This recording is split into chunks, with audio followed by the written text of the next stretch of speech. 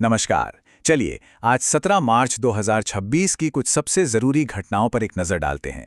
ये वो घटनाएं हैं जिन्होंने भारत के आने वाले कल की नींव रखी है। स्वास्थ्य से लेकर साहित्य तक आज का दिन कई मायनों में बहुत खास रहा।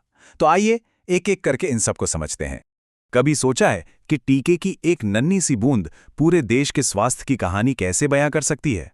सवाल सुनने में जितना सीधा लगता है, जवाब उतना ही गहरा है। और यही सवाल हमें आज के हमारे पहले अहम टॉपिक पर ले जाता है।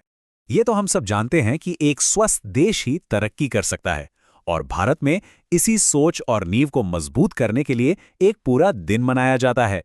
तो हर साल 16 मार्च को जो ये राष्ट्रीय टीकाकरण दिवस मनाया जाता है, वो सिर्फ कैलेंडर की एक तारीख नहीं है। इसका असली मकसद है सबको ये याद दिलाना कि टीके हमारे लिए, हमारे अपनों के लिए एक सुरक्षा कवच की तरह कैसे काम करते हैं। लेकिन इस तारीख के पीछे ना एक बहुत बड़ी और प्रेरक कहानी छुपी हुई है। ये दिन हमें उस दौर में वापस ले जाता है जब भारत ने पोलियो जैसी खतरनाक बीमारी के खिलाफ अपनी सबसे बड़ी जंग शुरू की थी। ये सब शुरू हुआ था 16 मार्च 1995 को, जब ओरल पोलियो वैक्सीन की पहली डोज दी गई थी। वो एक छोटा सा कदम था, लेकिन आज वही कदम हमें याद दिलाता है कि जब पूरा देश एक साथ खड़ा हो जाता है तो स्वास्थ्य के क्षेत्र में कितनी बड़ी जीत हासिल की जा सकती है। स्वास्थ्य की बात तो हो गई, अब बात करते हैं कुछ उन जरूरी नियुक्तियों की जो देश की आर्थिक दिशा पर सीधा असर डालती हैं। भारतीय प्रतिभूति और विनिमय बोर्ड यानी कि सेबी, जो हमारे शेयर बाजारों को रेगुलेट करता है, वहां एक बड़ा बदलाव हुआ है। के वेंकटरमण मूर्ति को नए फुल टाइम मेंबर के तौर पर अपॉइंट किया गया है। इनकी भूमिका ये पक्का करना है कि बाजार सही और मजबूती से काम करे। और देखिए, ये बदलाव सिर्फ फाइनेंशियल सेक्टर तक ही सीमित नहीं है। क्रिकेट में गैरी कर्स्टन की नियुक्ति हो या फिर विज्ञान के क्षेत्र में आरएम नचमई का ऐतिहासिक पद संभालना, इससे पता चलता है कि देश के अलग अलग सेक्टर्स में नए और काबिल लीडर्स सामने आ रहे हैं। चलिए अब शासन की दुनिया से निकलकर सीधे चलते हैं स्पोर्ट्स के मैदान की तरफ, जहां भारत के लिए एक बहुत बड़ा गौरव का पल इंतजार कर रहा है। स्क्रीन पर ये जो नंबर दिख रहा है, ये सिर्फ एक गिनती नहीं है। नहीं, ये सालों की मेहनत, लगन और एक बहुत बड़ी जीत का प्रतीक है। जी हां, ये एक गोल्ड मेडल है जिसने दुनिया के मंच पर भारत का परचम लहरा दिया है। और ये शानदार जीत हासिल की है चंद्रिका पुजारी ने।